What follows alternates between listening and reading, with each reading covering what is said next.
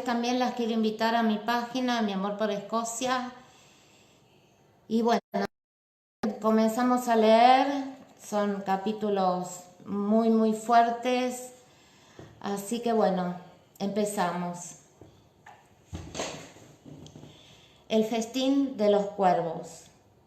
Muchos jefes montañeses lucharon. Muchos hombres valientes cayeron. La muerte misma se pagó muy cara, todo por el rey y la ley de Escocia. Will she not come back again? Creo que es así. 16 de abril de 1746. Estaba muerto. Sin embargo, la nariz le palpitaba dolorosamente, cosa que le resultó extraña dadas las circunstancias, aunque depositaba una considerable confianza en el entendimiento y la merced de su Creador. Albergaba ese residuo de culpa esencial por la que todos tenemos la posibilidad del infierno. Aún así, por lo que había oído hablar sobre el Averno, le parecía improbable que los tormentos reservados para sus infortunados habitantes pudieran restringirse a un dolor de nariz. Por otra parte, aquello no podía ser el cielo. Para empezar, él no lo merecía. Tampoco tenía pinta de serlo. Y en tercer lugar, dudaba que una fractura de nariz estuviera incluida entre las recompensas para los bendecidos y no para los condenados.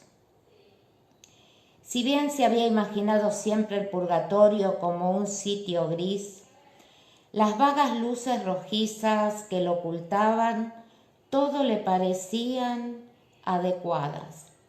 Se le estaba despejando un poco la mente y volvía con lentitud su facultad de raciocinio. Bastante fastidiado, se dijo que alguien debía atenderlo y decirle exactamente cuál era su sentencia hasta que hubiera sufrido lo suficiente para purificarse y entrar, por fin, en el reino de Dios. Lo que no tenía claro era si estaba esperando un demonio o un ángel. No tenía ni idea de cuáles eran los requisitos del purgatorio. Las curvas que le dieron clases de pequeño no abordaban ese tema.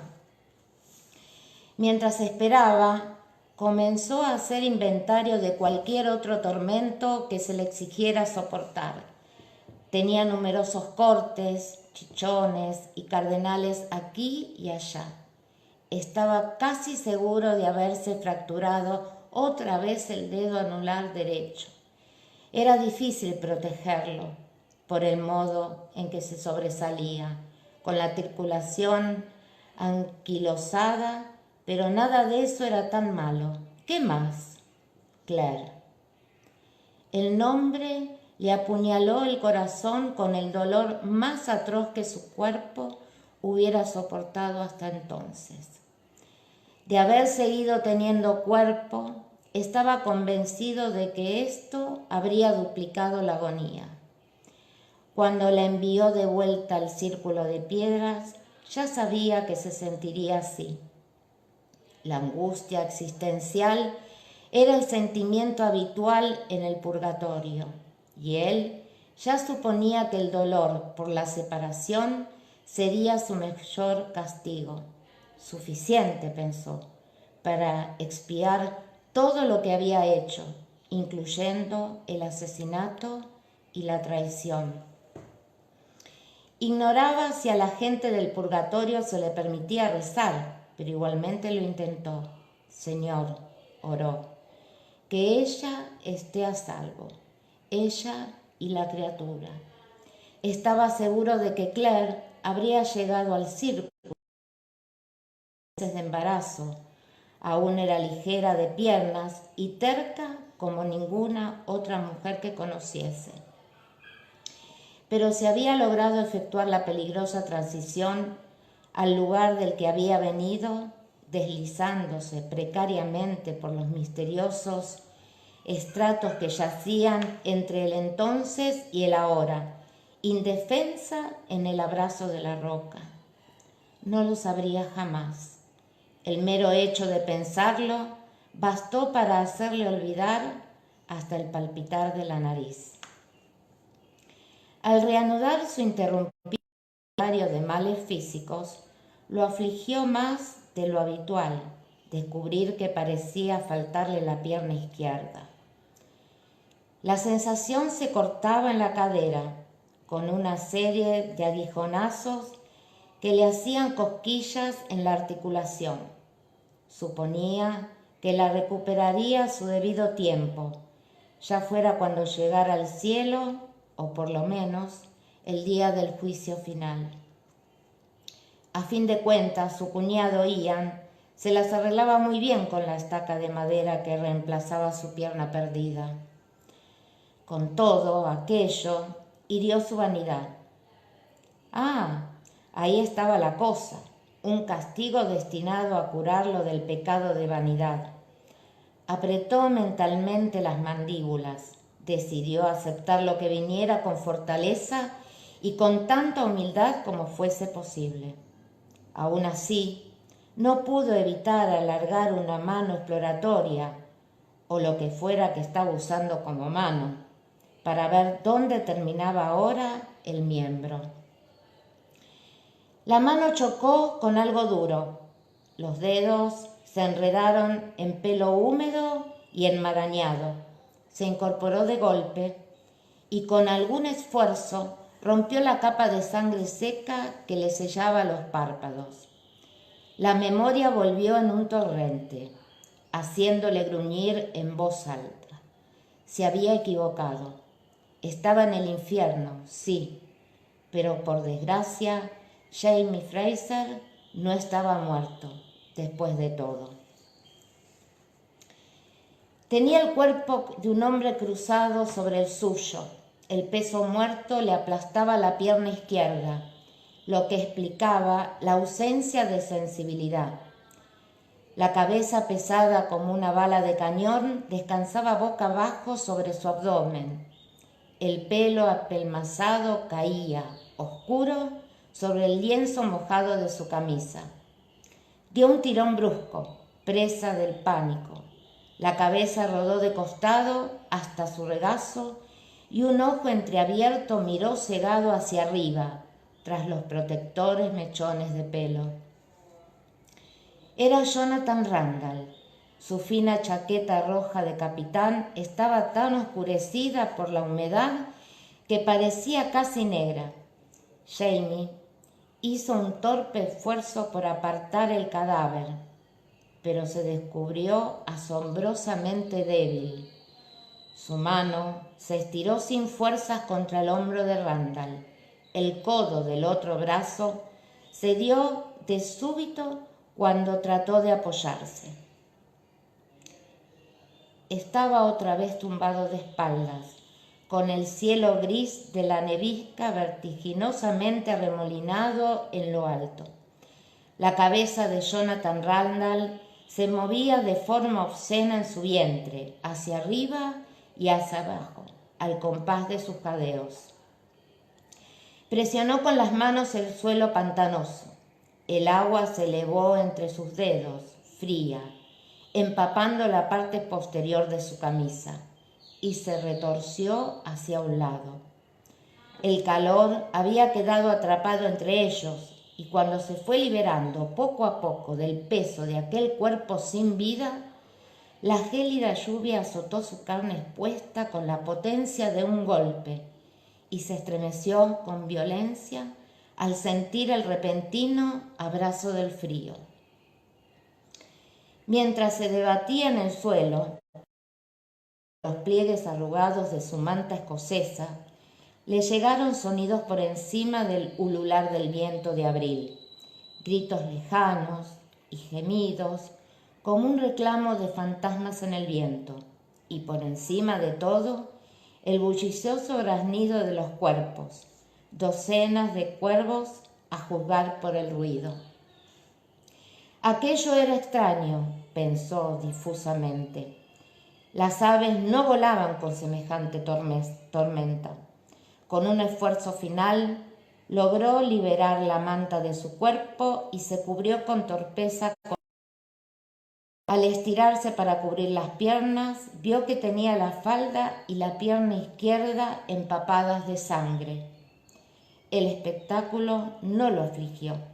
Ofrecía apenas un vago interés por el contraste de las manchas de color rojo oscuro contra el verde agrisado del páramo que lo rodeaba. Los ecos de la batalla se esfumaron de sus oídos y abandonó el campo de Culloden entre el reclamo de los cuervos. Despertó mucho después, al oír que lo llamaban por su nombre. «Fraser, Jamie Fraser, ¿estás aquí?» «No estoy». Donde quiera que hubiese estado durante su inconsciencia, era un lugar mejor que aquel. Yacía en un pequeño declive medio anegado de agua. El aguanieve por fin había cesado, pero el viento seguía ululando por el páramo, punzante y gélido. El cielo había oscurecido hasta vertirse de negro casi por completo. Debía de aproximarse el ocaso. «Te digo que lo he visto bajar por aquí, cerca de un gran matorral de aliagas». La voz sonaba lejana, apagándose mientras discutía con alguien. Hubo un susurro cerca de su oído. Al girar la cabeza, vio el cuervo en la hierba, a 30 centímetros de distancia. Un borrón de plumas negras agitadas por el viento que lo miraba con un ojo brillante como una cuenta de vidrio, como si hubiera decidido que él no representaba amenaza alguna. Movió el cuello con desenvoltura y hundió el pico afilado y grueso en el ojo de Jonathan Randall. Jamie se agitó con un grito de asco y un movimiento nervioso que puso al cuervo en fuga dando graznidos de alarma. «Sí, por ahí». Hubo un chapoteo en el suelo pantanoso, una cara ante él y la bienvenida sensación de una mano en el hombro. «Está vivo. Ven, MacDonald, ven, échame una mano, no podrá caminar solo». Eran 4. Lo levantaron con bastante esfuerzo. Sus brazos pendían inertes sobre los hombros de Ewan Cameron e Ian McKinnon. Habría querido decirle que lo dejaran. Al despertar habría recordado su intención de morir, pero la dulzura de aquella compañía era irresistible. El descanso había devuelto la sensación entumecida, haciendo comprender la gravedad de la herida. De cualquier modo, moriría pronto. Gracias a Dios, no tendría que hacerlo solo, en la oscuridad. «¿Agua?» Notó el borde de la taza en los labios. Se incorporó lo suficientemente para beber, con cuidado de no derramarla. Una mano le oprimió la frente durante un segundo y se retiró sin comentarios. Estaba ardiendo. Cuando cerraba los ojos podía sentir las llamas detrás de ellos. El calor le había agrietado los labios y los tenía doloridos, pero los escalofríos que lo recorrían a intervalos eran muchos peores. Por lo menos, cuando tenía fiebre, podía yacer inmóvil. Los escalofríos despertaban los demonios que dormían en su pierna. Murtagh tenía una sensación horrible con respecto a su padrino, pero ningún recuerdo que le diera forma. Murtagh había muerto. Sabía que así era, pero ignoraba cómo o por qué. Bueno, empiezo desde donde dice Murtagh. Gracias, hija. De nada. Tenía una sensación horrible con respecto a su padrino, pero ningún recuerdo que le diera forma. Murtagh había muerto. Sabía que era así, pero ignoraba cómo o por qué lo sabía. La mitad del ejército de las Highlands había muerto, masacrado en el páramo, Al menos eso deducía por lo que conversaban los hombres de la granja, aunque por su parte no recordaba la batalla. No era la primera vez que combatía con un ejército y sabía que esa pérdida de memoria no era extraña entre los soldados. Ya lo había visto en otros hombres, aunque nunca la hubiera experimentado personalmente. Sabía que los recuerdos volverían y esperaba estar muerto para entonces. Se retorció al pensarlo y el movimiento le provocó una blanca punzada de dolor caliente que le recorrió la pierna y le arrancó un gruñido. «Va todo bien, Jamie». Y Ewan, a su lado, se incorporó sobre un codo con la cara preocupada, pálida a la luz del alba. Un vendaje manchado de sangre le rodeaba la cabeza. Tenía marcas herrumbrosas en el cuello de la camisa, por el roce de una bala en el cuero cabelludo. «Sí, me las arreglo». Alzó una mano para tocar a Ewan en el hombro, en señal de gratitud. Ewan le dio unas palmaditas y volvió a acostarse. Los cuervos eran negros, como la noche. La oscuridad los había adormecido, pero regresarían al alba. Los cuervos eran pájaros de guerra y habían venido a darse un festín con la carne de los caídos. Jamie pensó que podrían haber sido sus ojos los que picoteaban esos crueles aves. Podía sentir la forma de sus globos oculares por debajo de sus párpados, redondos y calientes, sabrosos bocados gelatinosos, rodando inquietos de un lado para otro buscando el olvido en vano, mientras el sol creciente le teñía los párpados de un rojo oscuro y sanguinoliento. 4 de los hombres hablaban en voz baja, al lado de la única ventana de la granja. «Tratar de correr», dijo uno, señalando hacia afuera con un cabezazo. «¡Por Dios, hombre!». «El que mejor está apenas puede andar a trompicones, y 6 de nosotros no están en condiciones de dar un paso». «Si podéis huir, hacedlo», dijo un hombre desde el suelo.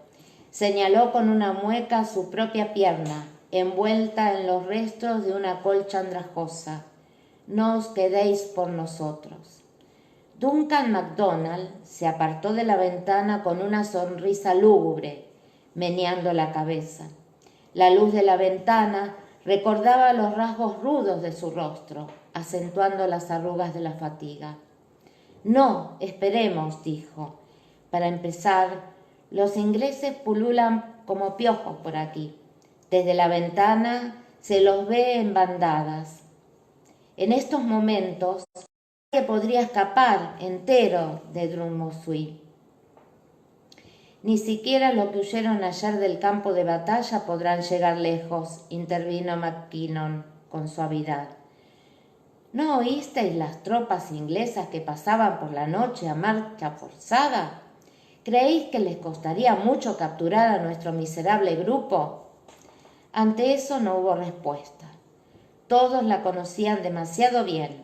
Antes de la batalla ya eran muchos los escoceses que apenas podían mantenerse en pie, debilitados como estaban por el frío, la fatiga y el hambre.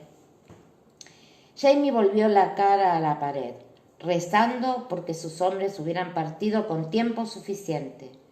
Lallybrook estaba muy lejos.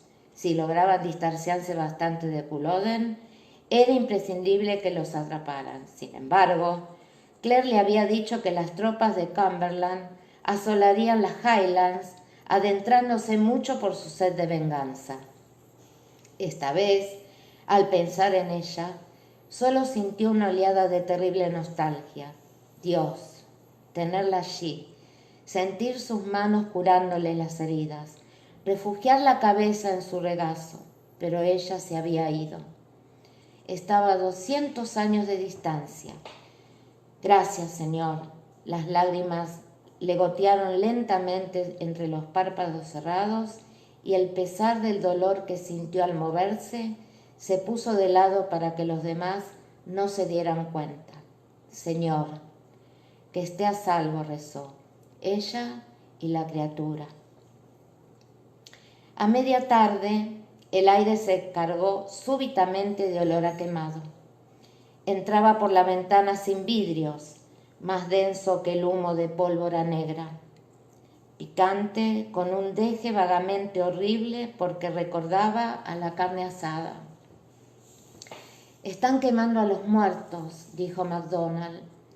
En todo el tiempo que llevaban en la cabaña, apenas se habían apartado de su asiento junto a la ventana. Él mismo parecía una calavera, con el pelo negro por el carbón y apelmazado por la tierra, recogido hacia atrás para descubrir un rostro en el que asomaban todos los huesos. Aquí y allá, en el páramo, sonaban chasquidos leves, disparos de pistola. Los tiros de gracia, administrados por los oficiales ingleses, dotados de alguna compasión, antes de que un pobre diablo vestido de tartán fuera arrojado a la pira con sus camaradas más afortunados. Cuando Jamie levantó la vista, Duncan MacDonald seguía sentado junto a la ventana, pero tenía los ojos cerrados. A su lado, Ewan Cameron se persignó. «Quiera Dios que nosotros recibamos la misma misericordia», susurró. Así fue. Apenas pasado el mediodía de la segunda jornada, unos pies descalzos con botas se aproximaban a la granja y la puerta se abrió sobre silenciosos goznes de cuero. «¡Por Dios!», fue una exclamación sofocada ante la escena que se veía dentro de la casa. La corriente de aire que entró por la puerta agitó el aire fétido sobre cuerpos mugrientos, desarrapados y cubiertos de sangre, tendidos o sentados y encorvados en el suelo de tierra apisonada. Nadie había mencionado la posibilidad de una resistencia armada. No tenían ánimos y sería inútil. Los jacobitas permanecieron sentados esperando conocer la voluntad del visitante. Era un comandante, limpio y reluciente, con su uniforme planchado y sus botas lustradas. Tras un momento de vacilación para inspeccionar a los habitantes, entró seguido de cerca por su... «Soy Lord...». Así fue. Apenas pasado el mediodía de la segunda jornada, unos pies descalzos con botas se aproximaban a la granja y la puerta se abrió sobre silenciosos goznes de cuero. «¡Por Dios!», fue una exclamación sofocada ante la escena que se veía dentro de la casa. La corriente de aire que entró por la puerta agitó el aire fétido sobre sus cuerpos mugrientos, desarrapados y cubiertos de sangre, tendidos o sentados y encorvados en el suelo de tierra apisonada. Nadie había mencionado la posibilidad de una resistencia armada. No tenía ánimos y sería inútil. Los jacobitas permanecieron sentados esperando conocer la voluntad del visitante. Era un comandante, limpio y reluciente, con su uniforme planchado y sus botas lustradas. Tras un momento de vacilación para inspeccionar a los habitantes, entró seguido de cerca por su teniente. «Soy Lord Menton», dijo mirando a su alrededor, como si buscara al líder de aquellos hombres, a quien sería más correcto dirigir sus comentarios. Después de devolverle la mirada, Duncan MacDonald se levantó con lentitud e inclinó la cabeza. Duncan MacDonald, de Glen Ritchie, dijo, y otros hizo un ademán con la mano, que formaban parte de las fuerzas de su majestad, el rey Jacobo. «Eso imaginaba», dijo el inglés seco. Era joven, de unos 30 años, pero tenía el porte y la seguridad de un militar avesado. Miró deliberadamente a los hombres de uno en uno. Luego hundió la mano en su chaqueta para sacar un papel plegado.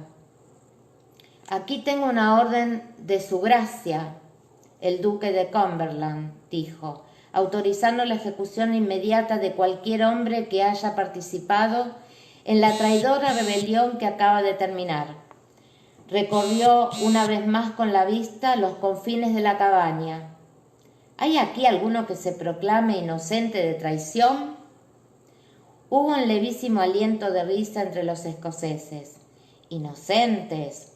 ¿Con el humo de la batalla todavía ennegreciéndoles la cara?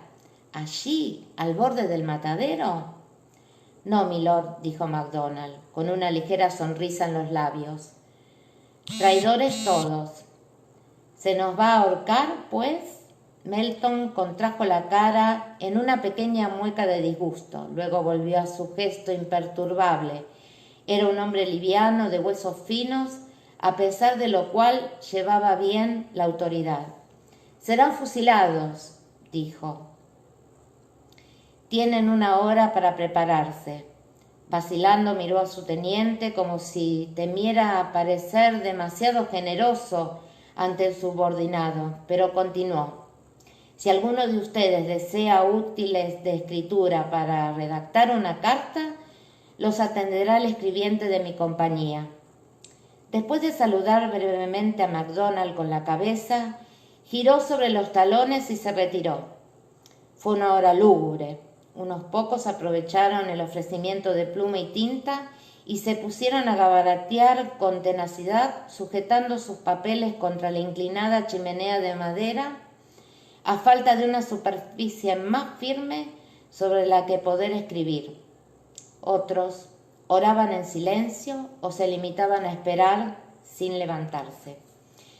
MacDonald había implorado misericordia por Giles McMartin y Frederick Murray, argumentando que apenas tenían 17 años y no se los podía castigar igual que a sus mayores. La solicitud fue denegada. Los muchachos permanecían sentados con la espalda contra la pared, pálidos y cogidos de la mano. Jamie sintió un profundo pesar por ellos y por los otros que estaban allí, amigos leales y soldados valientes. Por él solo experimentaba alivio. Ya no tenía por qué preocuparse, ni tenía nada que hacer. Habían hecho todo lo que había podido por sus hombres, su mujer y su hijo nonato. Esa miseria física estaba a punto de terminar y se entregaría a esa paz agradecido. Más por salvar las formas que por su necesidad, cerró los ojos para rezar, el acto de contrición en francés, como siempre lo hacía. Mon Dieu, fait regresset. Pero no se arrepentía de nada. Era demasiado tarde para arrepentimientos. Se preguntó si al morir se encontraría inmediatamente con Claire, o tal vez, como esperaba, estaría condenado por un tiempo a la separación. En cualquier caso, la volvería a ver. Se aferraba a esa convicción con más firmeza de la que confería los principios de la Iglesia. Dios se la había entregado y ahora se la devolvería. Olvidando la oración, empezó a conjurar su rostro tras los párpados, la curva de la mejilla y la sien, esa frente ancha y despejada que siempre lo iniciaba a besarla, justo allí, en ese punto suave entre las cejas, en la punta de la nariz, entre los claros ojos ambarinos.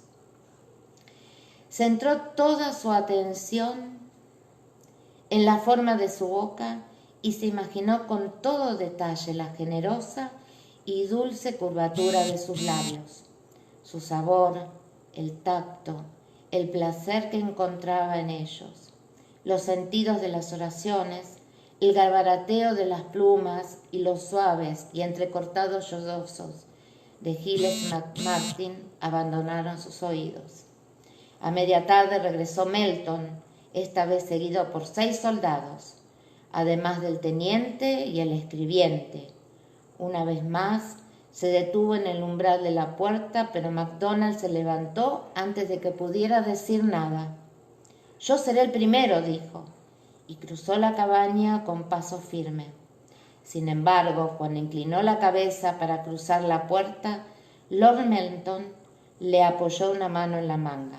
«¿Quiere darme su nombre completo, señor? Mi subordinado tomará nota». MacDonald echó un vistazo al escribiente con una sonrisa amarga pugnando por aparecer en su boca. «Una lista de trofeos, ¿no? Bien». Se encogió de hombros, irguiendo la espada. «Duncan William MacLeod MacDonald de Glenrich». Hizo una cortés reverencia a Lord Melton. «A su servicio, señor». Cruzó la puerta. Poco después se oyó un disparo a corta distancia. A los muchachos se les permitió ir juntos y cruzaron la puerta cogidos con fuerza de la mano. A los demás se los sacó fuera de uno a uno. A cada cual se le preguntó el nombre para que el escribiente pudiera registrarlo. El escribiente estaba sentado en un taburete junto a la puerta con la cabeza inclinada sobre sus papeles y no levantaba la vista. Los hombres pasaban por su lado. Cuando llegó el turno de Ewan, Jamie forcejeó para incorporarse sobre los codos y le estrechó la mano con tanta fuerza como pudo. «Pronto volveremos a vernos», susurró, y Ewan Cameron le temblaba la mano, pero se limitó a sonreír. Luego se inclinó para besar a Jamie en la boca y salió. Quedaban los 6 que no podían caminar. «James, Alexander, Malcolm, Mackenzie, Fraser», dijo él con lentitud, para que el escribiente supiera tiempo de anotarlo bien. «Señor de Broch-Turach». Lo deletreó con paciencia, luego levantó la vista hacia Melton. «Debo pedirle, milord, la cortesía de ayudarme a ponerme de pie». En vez de responderle, Melton lo miraba fijamente. Su expresión de remoto disgusto había dado paso a una mezcla de estupefacción y de algo parecido al horror. «Fraser», repitió, «¿de Broch-Turach?» «Ese soy yo», confirmó Jamie con paciencia. «¿No se daría un poco de prisa aquel hombre? Una cosa era resignarse a ser fusilado y otra muy distinta escuchar cómo mataban a tus amigos». Aquello no calmaba los nervios, precisamente. Le temblaron los brazos cuando intentó incorporarse y sus tripas, que no compartían la resignación de sus facultades mentales, se retorcieron emitiendo un espantoso gorgoteo. «Por todos los diablos», murmuró el inglés. Se inclinó para mirar bien a Jamie, que yacía a la sombra de la pared. Luego hizo una seña a su teniente. «Ayudadme a llevarlo a la luz», ordenó. No lo hicieron con suavidad. Jamie gruñó durante el traslado que le provocó un rayo de dolor desde la pierna izquierda hasta la coronilla. Se quedó aturdido un momento y no escuchó lo que Melton le estaba diciendo. No lo hicieron con suavidad. «¿Es usted el jacobita al que llaman Jamie el Rojo?», preguntó este otra vez con impaciencia. Aquello provocó un relampagueo de miedo en Jamie. Si se enteraban de que era el conocido Jamie el Rojo, no lo fusilarían. Lo llevarían a Londres para juzgarlo, encadenado como un botín de guerra. Después la cuerda del verdugo y yacer medio asfixiado en el patíbulo hasta que le abrieran el vientre y le arrancaran las entrañas. Sus tripas despidieron otro gorgoteo largo y resonante. A ellas tampoco les gustaba la idea. «No», dijo con tanta firmeza como pudo reunir. «Terminemos de una vez, ¿eh?» Sin prestarle atención, Melton se dejó caer sobre las rodillas para desgarrarle el cuello de la camisa. Luego cogió a Jamie por el pelo y le echó la cabeza hacia atrás. «¡Maldición!», dijo clavándole un dedo en la garganta, justo por encima de la clavícula. Allí había una pequeña cicatriz triangular que parecía ser la causa de la preocupación de su interrogador. Jamie Fraser, de Brock Turach, pelo rojo y una cicatriz triangular en el cuello. Melton le soltó el pelo y se sentó sobre sus talones, frotándose el mentón con aire distraído. Luego, ya tomada la decisión, se volvió hacia el teniente y señaló con un gesto a los 5 hombres que resaltaban en la cabaña. «Llévense a los demás», ordenó. Tenía las rubias cejas unidas en una profunda arruga. Se irguió ante Jamie con el ceño fruncido mientras conducían fuera a los otros prisioneros escoceses. «Tengo que pensar», murmuró. «Maldita sea, tengo que pensar». «Hágalo si puedo», dijo Jamie. «Por mi parte, necesito acostarme». Lo habían incorporado y tenía la espalda apoyada en la pared más alejada y las piernas estiradas, pero aquella posición era más de lo que podía soportar tras haber estado 2 días tendido boca arriba. La estancia se tambaleaba embriagada y veía lucecitas parpadeantes. Se inclinó hacia un lado y se tumbó abrazándose al suelo sucio con los ojos cerrados, esperando a que se le pasara el mareo.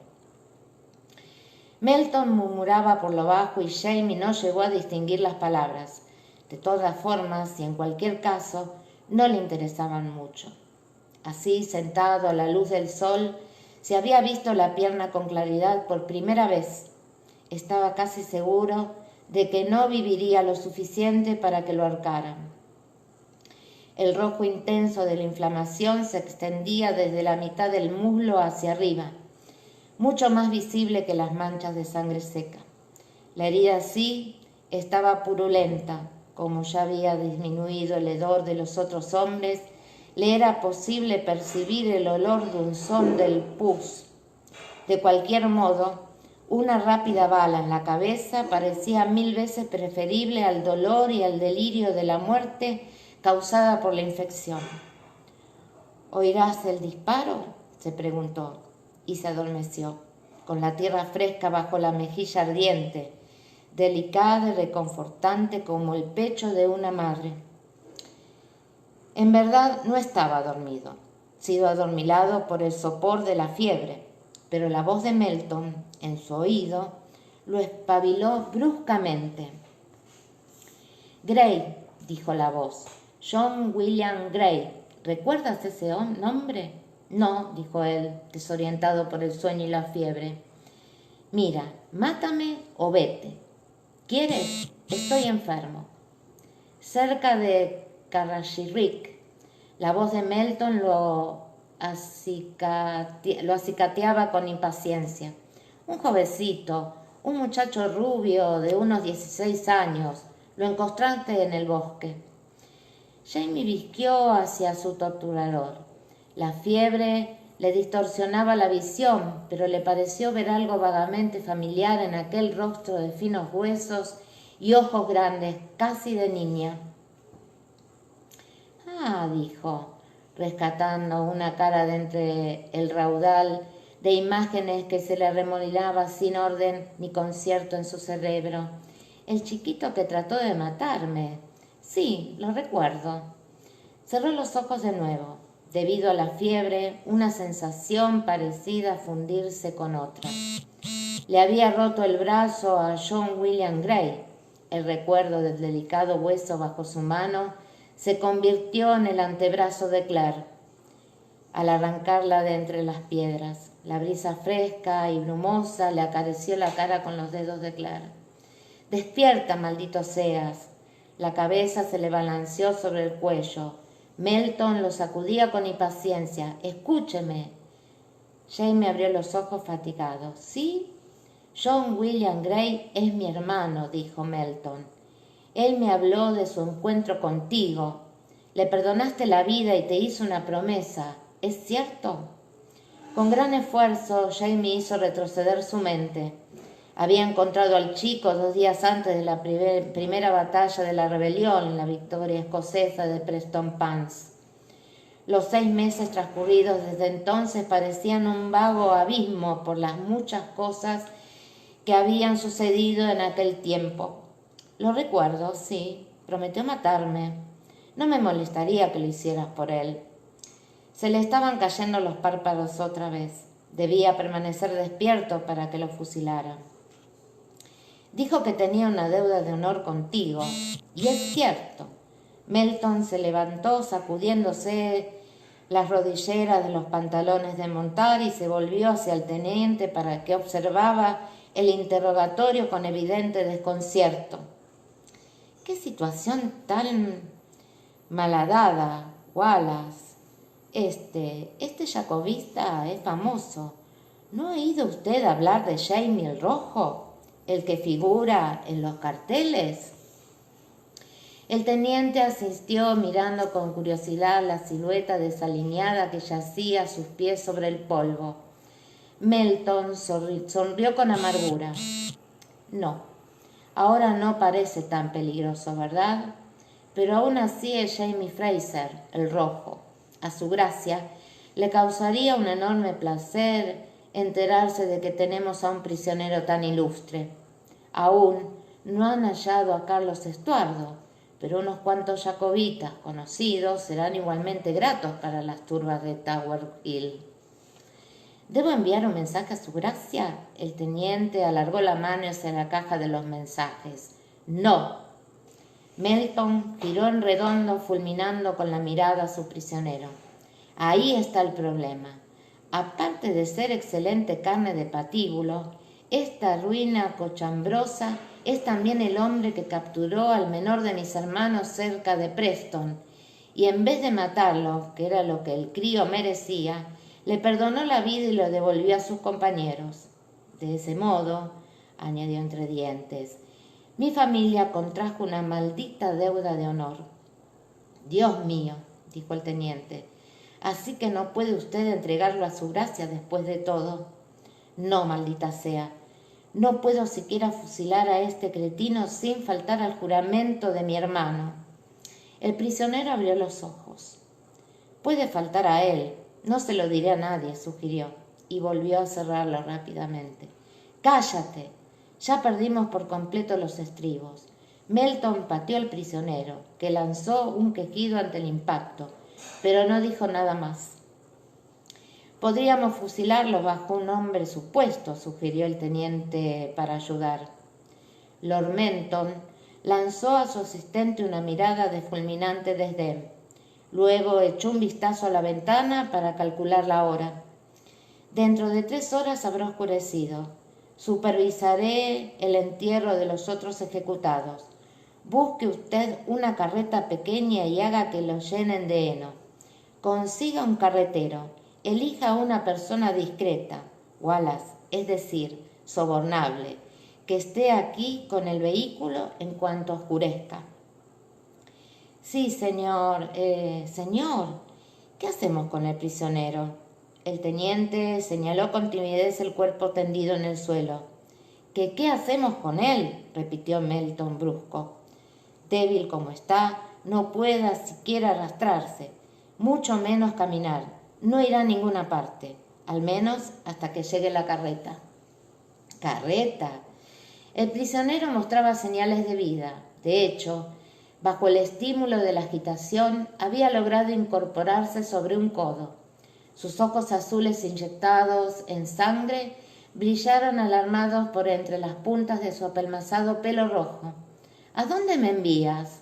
Melton se volvió desde la puerta con una mirada de intenso disgusto. Eres el señor Brocksturat, ¿no? Bueno, pues allí te envío. Pero no quiero ir a casa, quiero que se me fusile. Los ingleses intercambiaron una mirada. Delira, dijo el subordinado con elocuencia. Melton asintió. Dudo que sobreviva al viaje, pero al menos su muerte no caerá sobre mi conciencia. La puerta se cerró con firmeza tras los ingleses, dejando a Jamie Fraser muy solo y aún con vida. Capítulo 2. Se inicia la búsqueda. Inverness, 2 de mayo de 1968. Por supuesto que murió. La voz de Claire sonaba áspera por la agitación y retumbaba con fuerza en el estudio medio vacío, produciendo ecos entre las estanterías llenas de libros revueltos.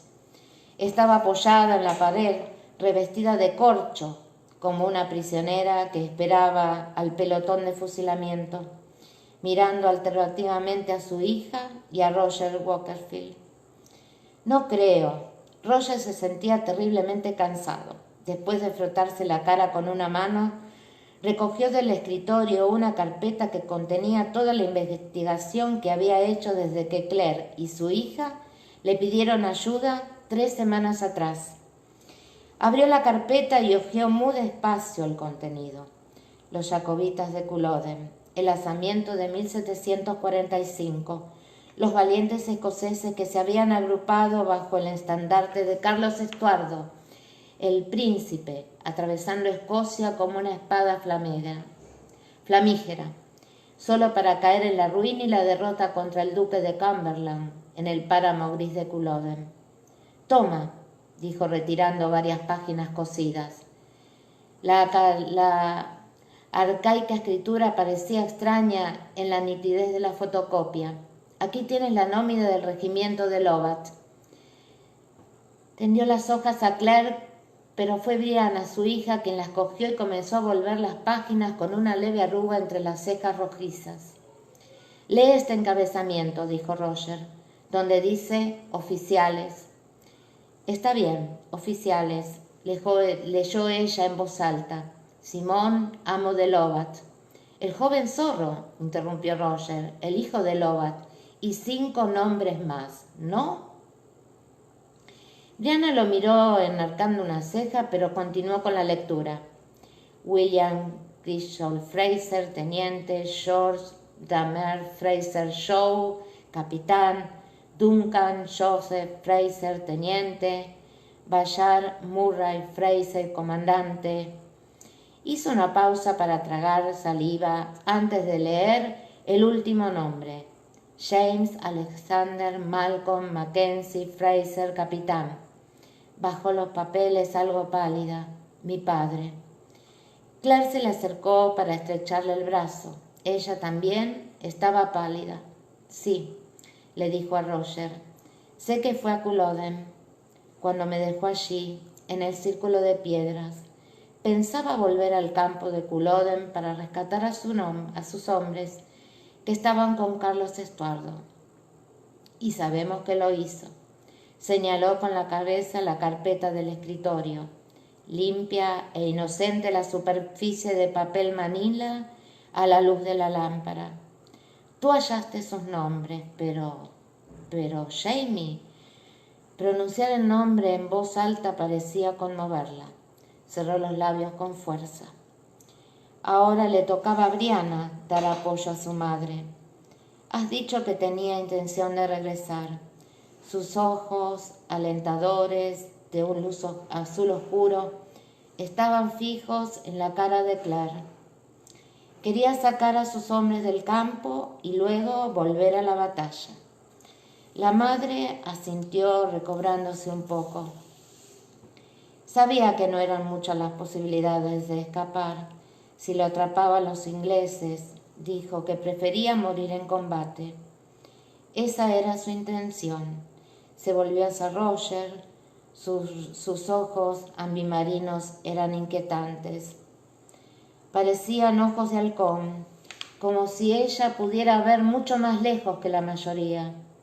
No pudo creer que no muriera allí. Cayeron tantos y él lo quería. Casi la mitad del ejército de las Highlands había muerto en Culloden, derribado por una ráfaga de cañonazos y fuego de mosquetes, pero Jamie Fraser no. «No», dijo Roger con obstinación, «ese fragmento del libro de Linklater que os leí».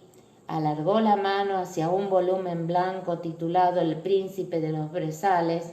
Después de la batalla, leyó, 18 oficiales jacobitas heridos se refugiaron en una granja cerca del páramo.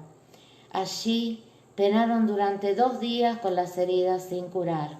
Al terminar ese período los sacaron fuera y los fusilaron. Un hombre llamado Fraser, del regimiento de Lovat, escapó a la matanza. El resto fue sepultado extramuros. ¿Veis?, añadió mirando con severidad a las dos mujeres por encima del libro. Un oficial del regimiento de Lovat. Cogió las hojas de la nómina. Y aquí están, solo 6. Ahora bien, sabemos que el hombre de la granja no puede haber sido Simón el joven, porque es un personaje histórico muy conocido y estamos bien enterados de lo que le sucedió. Se retiró del campo de batalla con un grupo de sus hombres, sin herida alguna, y marchó hacia el norte, combatiendo hasta llegar al castillo de Beaufort, cerca de aquí. Señaló vagamente las luces de la noche de Inverness, que titilaban sin fuerza al otro lado de la enorme ventana. El hombre que escapó de la granja de Linnach tampoco era uno de los otros 4 oficiales, William, George, Duncan, Bayard. ¿Por qué? Sacó otro papel de la carpeta para blandirlo con el aire casi triunfal. Porque todos ellos murieron en Culloden. Los 4 fueron ejecutados en el campo. Sus nombres figuran en la placa de la iglesia de Beaulieu. Claire dejó escapar un largo suspiro. Después se instaló en el viejo sillón de cuero detrás del escritorio. Por los clavos de Roosevelt, dijo. Se inclinó hacia adelante con los ojos cerrados, apoyando los codos en el escritorio, y escondió la cabeza entre las manos. El pelo castaño, denso y rizado, cayó ocultándole la cara. Brianna le puso una mano en la espalda, preocupada. Era una muchacha alta, de huesos grandes, y su larga cabellera roja centellaba a la luz cálida de la lámpara. Si no murió, empezó vacilando. Claire levantó bruscamente la cabeza. Murió, por supuesto, dijo.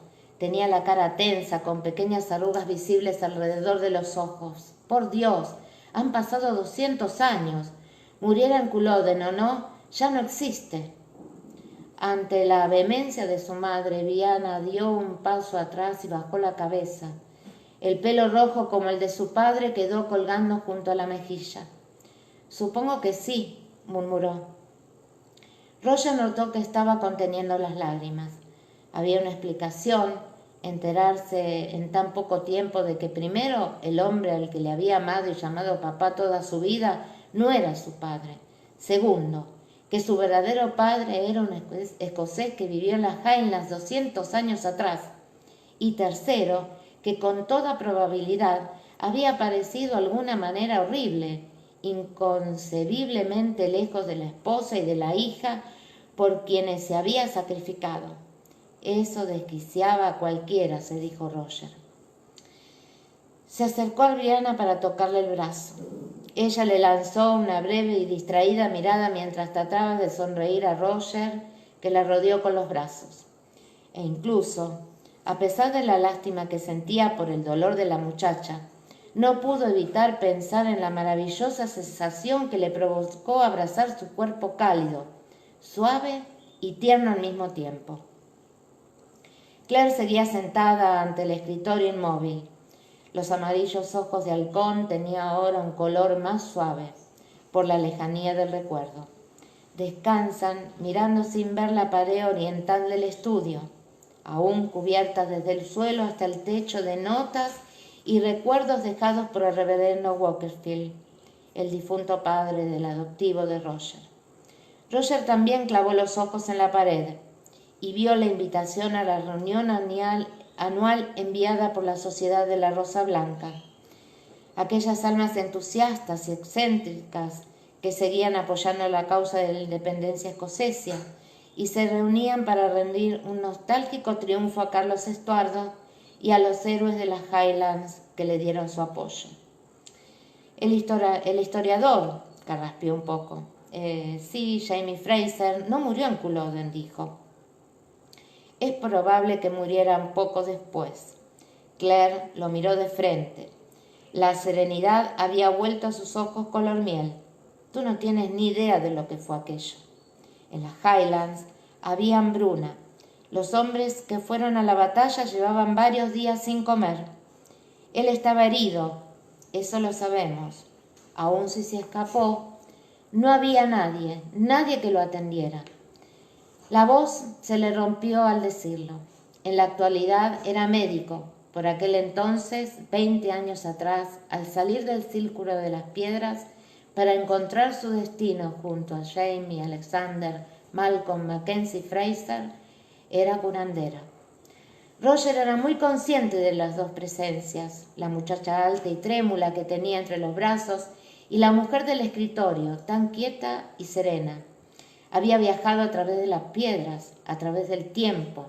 Fue sospechosa de espionaje, arrestada por bruja, arrebatada por unas inconcebibles extrañas circunstancias de los brazos de Frank Randall, su primer esposo, y 3 años después, Jamie Fraser, su segundo esposo, la había enviado de nuevo a través de las piedras embarazadas, en un desesperado esfuerzo por salvarla a ella y al hijo que iba a nacer del inminente desastre que tan pronto sucedería.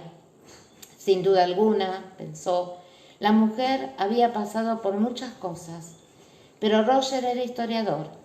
Tenía la curiosidad insaciable y amoral del erudito, demasiado potente para dejarse restringir por la simple compasión. Y aún había más, también era extrañablemente consciente de la tercera figura de aquella tragedia familiar en la que cada vez estaba más involucrado, Jamie Fraser. Si no murió en Culloden, comenzó de nuevo con más firmeza, tal vez yo pueda averiguar qué le sucedió. ¿Queréis que lo intente? Esperó sin aliento, notando a través de la camisa la cálida respiración de Brianna. Jamie Fraser había tenido una vida y una muerte. Roger se sentía oscuramente obligado a averiguar toda la verdad. Las mujeres de Jamie merecían saber todo lo posible sobre él. Para Brianna, ese conocimiento era todo lo que podía tener del padre al que nunca había conocido. Y para Claire, detrás de la pregunta que había formulado, se hallaba la idea que, obviamente, ella no había captado, aturdida como estaba todavía por la impresión. Ya había cruzado en 2 ocasiones la barrera del tiempo. Era posible que lo hiciera otra vez. ¿Y si Jamie Fraser no había muerto en Culloden? Él vio que el pensamiento chispeaba en el ámbar turbio de sus ojos mientras contemplaba la idea. Claire tenía la tez pálida, pero en ese momento se puso tan blanca como el mango de marfil del abrecartas que aguardaba delante de ella en el escritorio.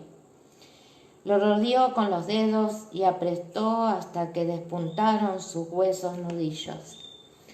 Ella pasó largo rato sin hablar. Su mirada permaneció fija en Brianna por un instante.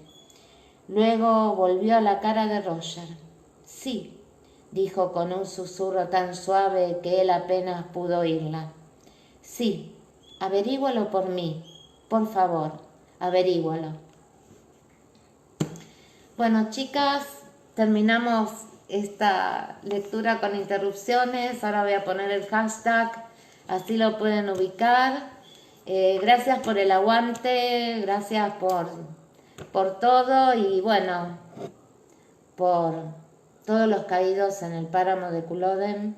Salud por ellos. Sliante.